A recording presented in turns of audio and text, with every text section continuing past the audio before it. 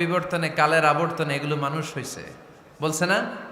তার মানে এক দার্শনিকের কথার সাথে আরেক দার্শনিকের কথার মিল আছে? আওয়াজ করে বলেন। কিন্তু পৃথিবীর একজন নবীর সাথে আরেকজন নবীর কথার কোনো অমিল খুঁজে পাওয়া যায় না। চিল্লায় বলেন ঠিক কি না? এজন্য আল্লাহ বললেন আমার নবী মন গড়া কিছু বলে না। ওয়ামা ইয়ানতিকু আনিল হাওয়া ইন হুয়া ইল্লা ওয়াহিয়ুন ইউহা। আমার হাবিব মন গড়া কোনো কথা তোমাদেরকে কখনো শোনায় না, তিনি যা তোমাদেরকে শোনায় ওহী থেকে শোনায়। সুবহানাল্লাহ পড়েন। যা আসে তাই তিনি বলেন, মন গড়া কিছু বলেন না।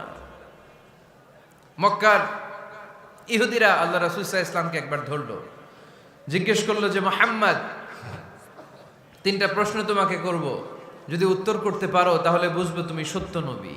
আল্লাহর হাবিব সাল্লাল্লাহু আলাইহি ওয়াসাল্লাম বললেন, তাহলে বলো কি জানতে চাও? তারা জিজ্ঞেস করলো মা হুয়া রূহ, বলো তো রুহু কারে বলে? রুহু চিনেন আপনারা? রুহু থাকলে আমরা নড়ি চড়ি, অ্যানিমেটেড, প্রাণবন্ত। রুহু যখন উড়াল দেয় লাশ হয়ে পড়ে থাকে, ঠিক কিনা? সব চলে যায়। আমাদের দুই কাঁধের দুই ফেরেশতা থাকে, এরাও উড়াল মারে, ঠিক কিনা?